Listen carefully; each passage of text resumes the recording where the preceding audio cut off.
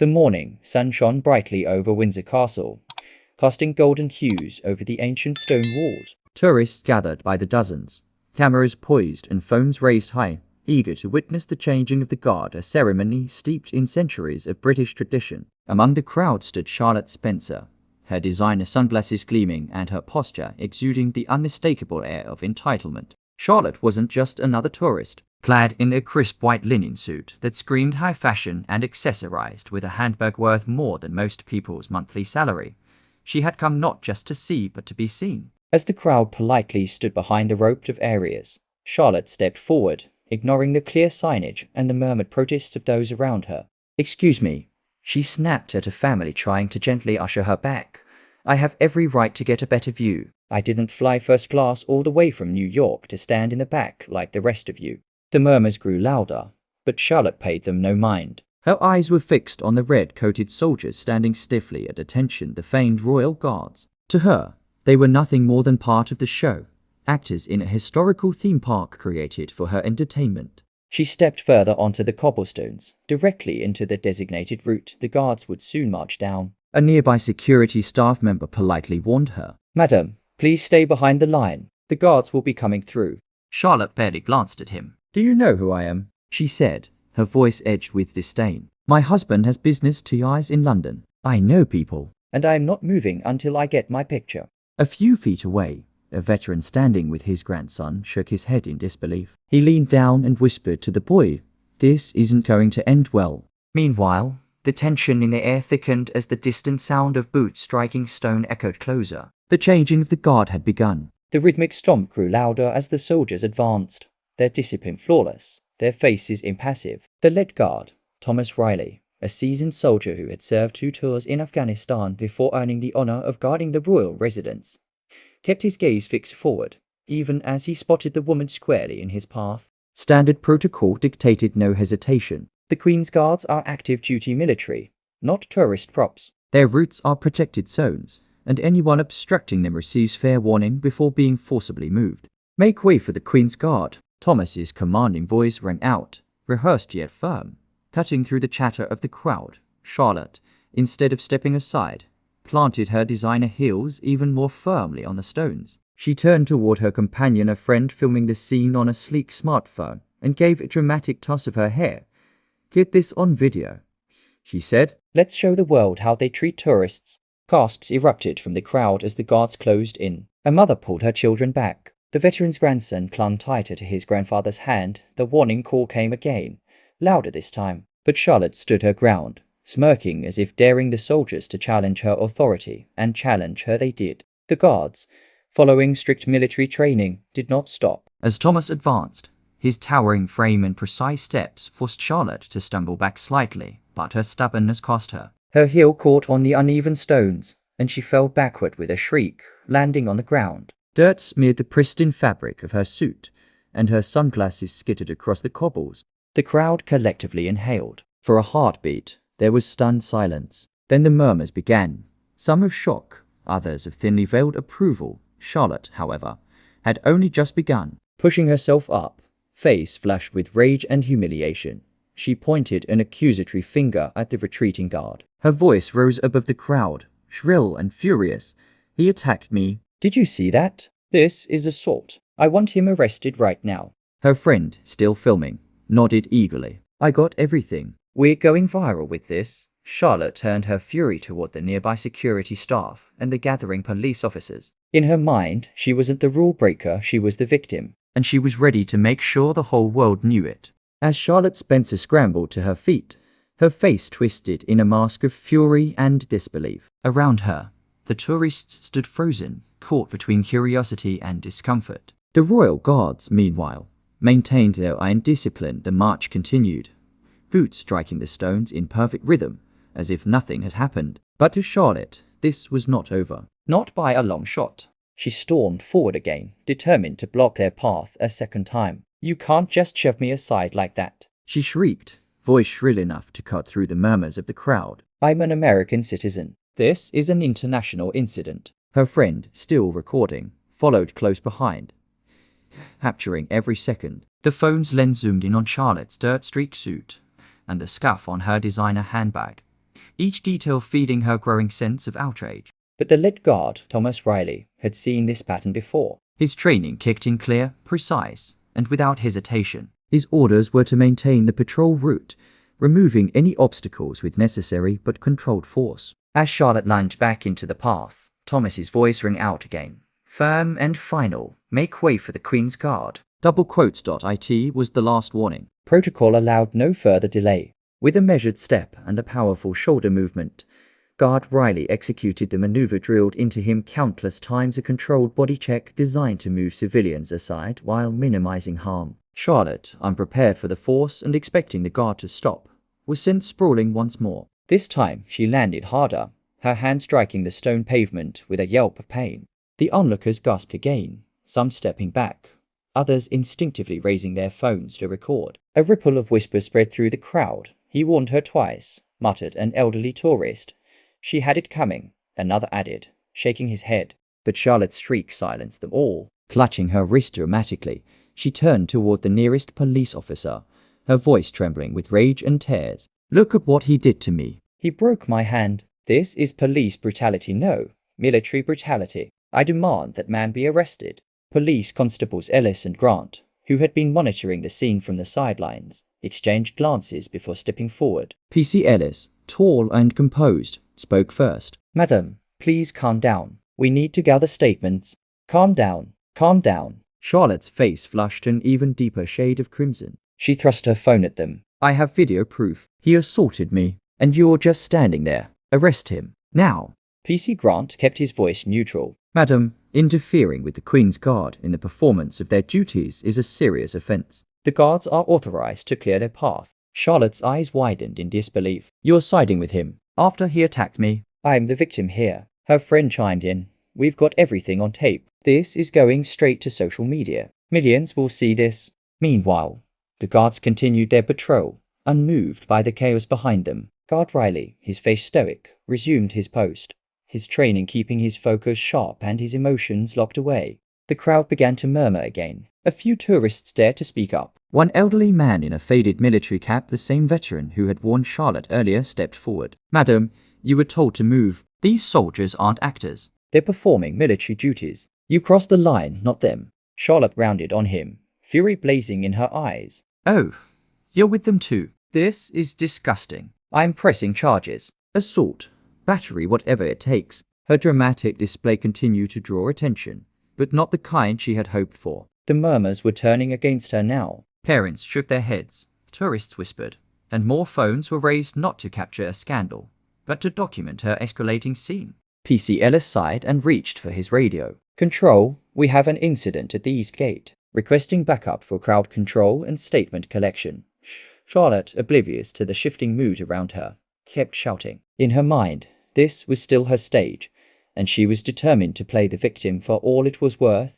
But as more officers arrived and the veterans' quiet disapproval echoed in the air, the tide was already turning. Charlotte Spencer's face was now a dangerous shade of crimson, her voice cracking as she pointed a trembling manicured finger toward Guard Thomas Riley, who had long since returned to his post, standing immobile and expressionless. To Charlotte, his calm presence only added fuel to her spiraling fury.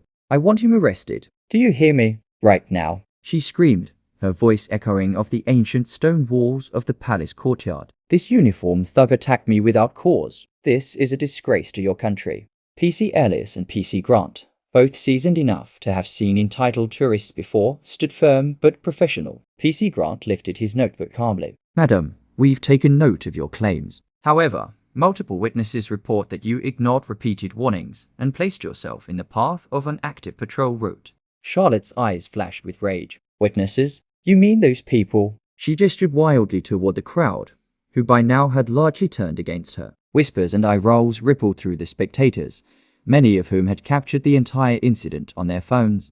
PC Ellis's tone hardened. Madam, I must remind you the Queen's Guard are active duty military personnel. Interfering with them is a criminal offence. If you wish to file a formal complaint, we can direct you to the proper channels, but I suggest you calm. Criminal offence? Charlotte cut him off with a sharp, incredulous laugh. The only criminal here is that man. She jabbed her phone in Riley's direction. I've got injuries. Look at my hand, it's swelling. And this outfit, she dramatically ran her hand down the dirt-streaked fabric of her expensive blazer. This costs more than that guard makes in a month. I demand compensation. I demand justice. More murmurs from the crowd. A small group of children watched, eyes wide, while their parents exchanged knowing glances and began edging away from the scene. At that moment, a heavy step echoed through the courtyard. Captain Adrian Monroe, the officer in charge of the guard unit, approached with a measured pace. His posture was straight, his expression carved from stone, the very image of military authority. The polished insignia on his uniform caught the afternoon light as he surveyed the chaotic scene. What seems to be the issue here? Captain Monroe's voice was calm but carried undeniable authority. The crowd instinctively quieted, sensing the shift in tone. Charlotte saw her chance. She threw herself toward him, cradling her hand against her chest as if cradling a mortal wound. Finally, someone in charge. I demand that your guard, Thomas Riley, be immediately arrested for assault and battery. He attacked me without provocation. This is an outrage, and I will not stand for it. Captain Monroe's face remained unreadable as he replied, Madam, I have already been briefed on this incident. My guard followed protocol when you refused to clear a designated military route after multiple warnings. He acted within his orders and training.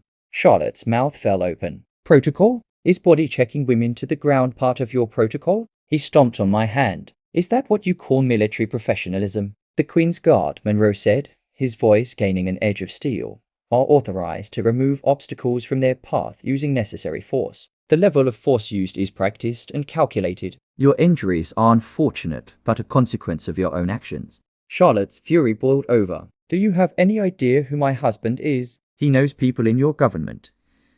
Captain Monroe cut her off, unmoved. Your husband's identity is irrelevant. What's relevant is your deliberate interference with military personnel performing their duties. Behind him, PC Grant nodded, flipping through his notes. Captain, we've gathered statements confirming Mrs. Spencer ignored repeated warnings and obstructed the guard's path. Charlotte's voice cracked, high-pitched and desperate. You're all covering for each other. This is one big boys' club. But you'll see, I'm going to take this public. This isn't some dictatorship. You can't just attack civilians. Captain Monroe's answer was cold and precise. Madame, this is not a performance. These soldiers are trained professionals. Their authority is not up for negotiation. Captain Adrian Monroe stood tall, his back straight as a ramrod, his hands clasped neatly behind him. His uniform was immaculate, every medal and brass button gleaming under the midday sun. His calm but commanding presence instantly shifted the atmosphere in the courtyard. Even the restless tourists sensed the gravity he brought. Charlotte Spencer, still clutching her phone and cradling her supposedly injured hand, was deterred. In fact, she only grew bolder. You can't be serious, she shrieked, stepping closer to Captain Monroe, though his solid, unmoving stance made her falter. You're really standing there and defending that guard's assault? I could sue this entire operation. My husband's lawyers. Captain Monroe's sharp, measured tone cut through her tirade like a knife. Madam, your husband's connections are not relevant here. What is relevant is your obstruction of a serving member of Her Majesty's Guard, in clear violation of standing military protocol. Charlotte's face twisted. Violation? He attacked me. That's assault. I'm a civilian, I have rights. Monroe's gaze was cool and unblinking. Indeed, and so do my soldiers. You were given multiple verbal warnings to clear a designated military route. When you refused, the guard acted in accordance with strict training and established rules of engagement. This is not open to debate. His words carried the weight of centuries of military tradition, and the crowd around them, once murmuring and filming, fell silent. Even Charlotte's friend lowered her phone slightly, sensing that things had escalated far beyond a viral video stunt. PC Ellis stepped in then, voice still professional but firm. Mrs. Spencer, interfering with military personnel in the execution of their duties is a criminal offence under the Armed Forces Act, Section 28. This is now a police matter. Charlotte's voice cracked. For the first time, a thread of uncertainty appeared. Wait, you're actually charging me? After that man assaulted me? This is backwards. I demand justice.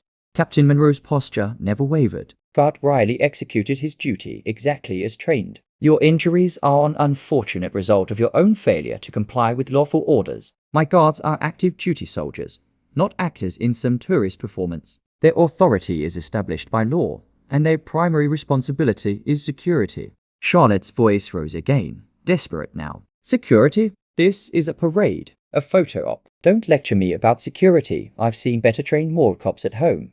Monroe's face remained impassive, but his voice hardened, every syllable weighted with centuries of discipline. Madam, this is not a shopping center. This is a working royal residence and a military installation. The guards you see are combat veterans, men who have served in active theaters of war. Guard Riley himself completed 2 tours in Afghanistan before being selected for this ceremonial post. His discipline and service are beyond reproach. Charlotte scoffed, though her confidence seemed thinner now. Oh, spare me the fairy tales. You expect me to believe that some toy soldier in a fuzzy hat is a battle-hardened veteran? Get real. Monroe's jaw tightened almost imperceptibly. Your mockery does not change facts. The ceremony you see is rooted in centuries of tradition, a tradition built on sacrifice, discipline, and duty. These men are not entertainers at your disposal. They are guardians of national security and symbols of our military heritage. PC Grant added, flipping his notebook closed, and based on multiple witness statements, including from 2 retired veterans present,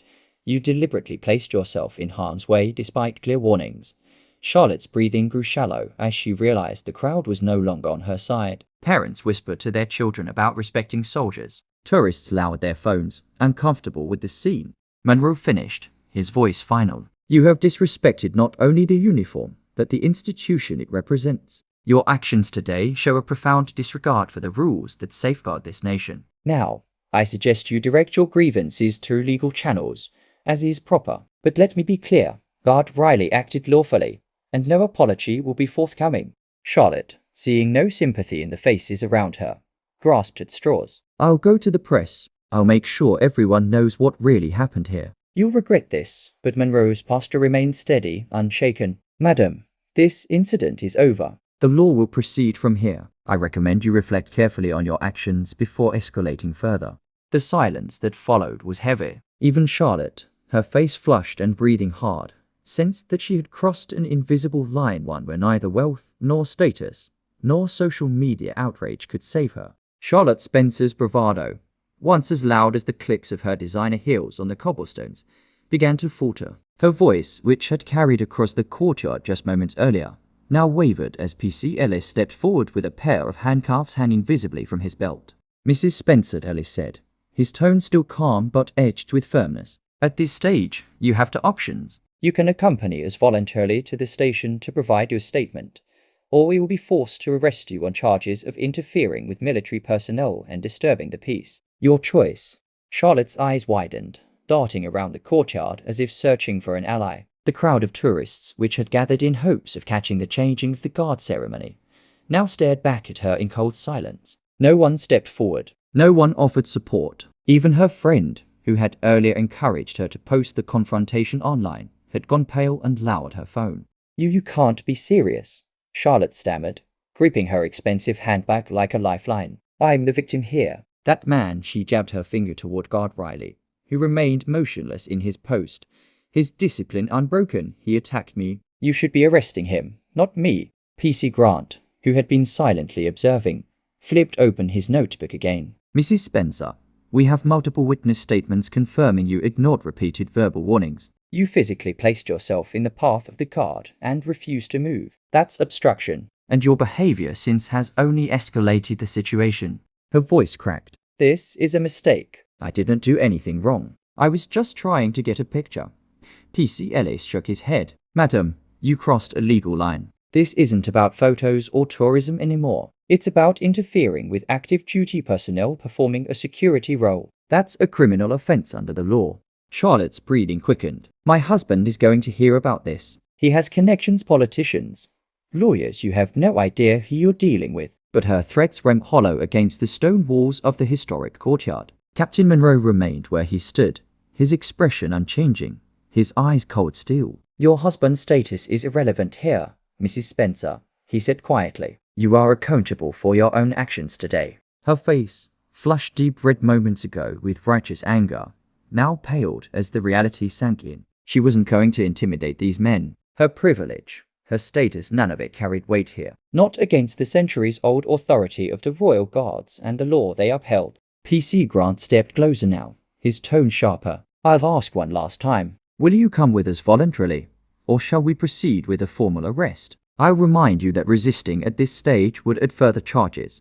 Charlotte's lips parted, but no words came. Her hand, which had waved so dramatically in protest before, now trembled slightly. She looked over her shoulder, hoping the crowd might rally to her cause, but they only stared, some shaking their heads, others whispering to their children about respect and consequences. A man in the crowd, one of the veterans who had witnessed everything, took a step forward, his voice low but clear. "Ma'am," he said, "sometimes owning up to our mistakes is the only way forward. No one's above the rules, no matter who they know." Charlotte's gaze snapped to him, her eyes flashing, but even she could see that the tide had fully turned. Her friend gave her a weak shake of the head, signaling that this battle was lost. Her shoulders slumped. "Fine," she spat bitterly. "I'll go with you. But this isn't over. You'll all be hearing from my lawyers." PC Ellis gave a nod and gestured toward the nearby patrol car. "Very well. Please come this way." As she was led away, her protests grew quieter, swallowed up by the heavy silence that hung over the courtyard. The gathered tourists, once eager for spectacle, now watched soberly as the consequences of entitlement played out before them.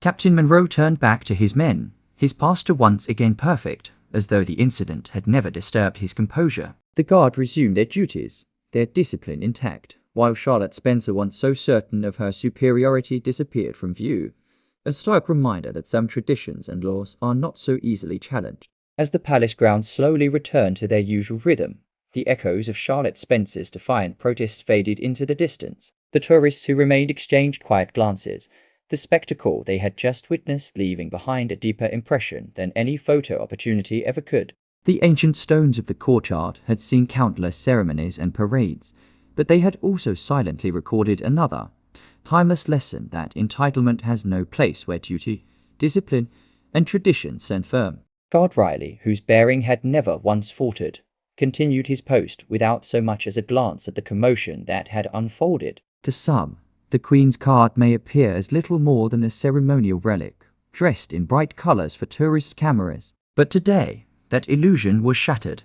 The guards are not actors in a pageant, they are soldiers, trained professionals who have served their country in ways most will never fully understand. Their discipline is not for show, it is the product of years of sacrifice and service. Captain Monroe's final words to the crowd carried the weight of centuries.